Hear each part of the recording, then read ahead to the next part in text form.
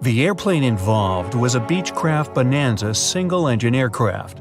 On board, pilot Bruce Gurnon had 2 passengers, his father and business partner.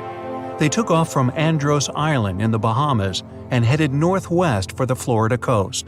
It was December 4, 1970. If you draw up a map, trace a line connecting the island of Bermuda, Puerto Rico, Miami, and back to Bermuda, what do you get?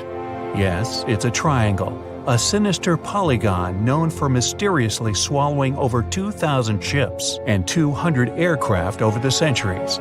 Bruce Gurnon's plane was within its hungry grasp. But this was a typical flight Bruce had made dozens of times before. The trip usually took about an hour and a half, with no hiccups or mysterious phenomena whatsoever. The men were no more concerned than you would be during your daily commute to work. Oh, but this time would be different. They would face very unusual circumstances indeed. Bruce took off and started gaining altitude. Strange things started happening right from the get-go. At an altitude of about 1,000 feet, he noticed a small cloud up ahead. But it kept growing. Not from the plane getting closer, this thing was actually getting bigger in size. Bruce had to fly through it, and he came out the other end just fine. Another mysterious cloud appeared at 11,500 feet. This one was massive, and Bruce had no other choice but to fly through it too. So he concentrated, took a deep breath, and in they went. At that moment, it got dark as night all around the aircraft. Not a single sliver of sunshine got through. But this wasn't a storm cloud, and it wasn't raining. Bruce was starting to get worried, and then, bam! He saw flashes of white light. They would appear and vanish quickly like lightning. But this pilot knew this certainly was no lightning. The flashes were so bright, they lit up the whole space around them. Bruce kept flying for another 30 minutes when he realized this was the same cloud he had gone through earlier when he started to climb. But now the cloud was cylindrical, and the plane was flying through its center. It was about 1 mile wide and seemed endless. Bruce thought he could never get out of that trap. But a minute later, he saw light at the end of the tunnel. He kept that yoke straight ahead. He was almost out of this nightmare. But all of a sudden, unexplainable things started happening again. The walls of the cloud tunnel began to narrow. They were closing in on the plane. The navigational instruments started wigging out. The compass was spinning by itself counterclockwise. The electronic instruments were all malfunctioning. It was like the plane was being operated by something else, or it was moving inside some kind of current. All of Bruce's attempts to take control were to no avail. He kept flying through that tunnel, bound and determined to get out of this thing and live to tell the tale. The walls kept narrowing, smaller and smaller, wrapping like a vortex. Bruce was running out of time. He had to get out of this place fast. The next 20 seconds were the most intense of his life. But then, he burst out of this foggy trap. As Bruce described later, he felt weightless for 5 seconds as his plane left the tunnel. The clouds dispersed, and now the aircraft was in a grayish haze. The men let out a big sigh of relief. He immediately grabbed the radio and contacted ground control. Bruce wanted them to determine his location. But when the dispatcher looked at the green screen, his face became contorted with confusion. Bruce's plane wasn't on the radar. It was as if the thing was invisible. But then the dispatcher said the aircraft was already in Miami airspace. Bruce was utterly shocked by this information. It just couldn't be true. The distance the Beechcraft was supposed to cover was about 250 miles. Remember, the whole trip usually took around 90 minutes. But this time, it took just 47 minutes to get to the destination. This model of aircraft can only cruise at about 180 miles per hour. Do the math, and anyone would understand that this was physically impossible. The dispatcher must have made a mistake. But when the clouds parted, Bruce saw that he really was over Miami.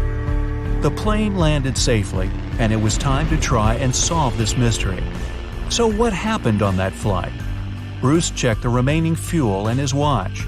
After a short calculation, he was only more confused. The plane hadn't gone through the amount of fuel it should have. Bruce couldn't have been wrong. He was a very experienced pilot. By his early 20s, he already had 600 hours of flight under his belt, and he was all too familiar with this airspace he'd flown countless times. All the evidence in hand seemed to indicate that Bruce's plane just skipped over almost half the entire distance. The man thought about this bizarre occurrence for a long time. He even consulted with professors and experts, but none of them could give an exact answer to what happened that day. So he came up with his own theory and even wrote a book about it. Bruce thought it all came down to this electric fog with white flashes. Others, however, theorized that dark energy was responsible for this time leap. Yes, that same dark energy responsible for the expansion of the universe. This energy could have curved time-space like a black hole, forming this strange tunnel. Bruce accidentally hit it, but he was lucky to get out of there. That's how he got into Miami airspace so fast. But dark energy is just a theory attempting to explain the unexplainable. To this day, there is no real answer for how Bruce was able to travel that distance in such a short time. But some details still can be explained. Archive records show that 84 sunspots were recorded that day, as well as a huge solar wind moving almost 440 miles per second. This would cause disturbances in the Earth's magnetosphere that could throw off the plane's instruments and radars. So Bruce's version that he was in an electronic fog could be right. And about these weird clouds. The thing is, they're pretty commonplace things in this area. Zones with low and high pressure are constantly colliding there. The result? Storm clouds. Perhaps that cloud growing before Bruce's eyes was simply two massive air currents crashing into each other. But so far, no one has been able to explain how the plane got to Miami so fast. Well, maybe in the future the truth will be revealed. In the meantime, it remains another mysterious riddle of the Bermuda Triangle. But it's still by far not the most shocking incident there. In 1945, a total of 5 planes went missing in the Bermuda Triangle all at once. On December 5th, some Navy student pilots were training in the area. The day's lesson? Navigation. Ironically enough, they couldn't find their way back to the base and got lost. Many people assume they ran out of fuel. This is likely to have caused the incident, but the circumstances were very strange. The students were under the supervision of an experienced lieutenant who had 2,500 flight hours. He would never let a bunch of newbies go so far that they'd get lost. The incident was called Flight 19. Even now, there's a debate about how it could have happened. 3 years later, a passenger jet headed to Miami from Puerto Rico disappeared in the same area. There were 29 passengers and 3 crew members on board.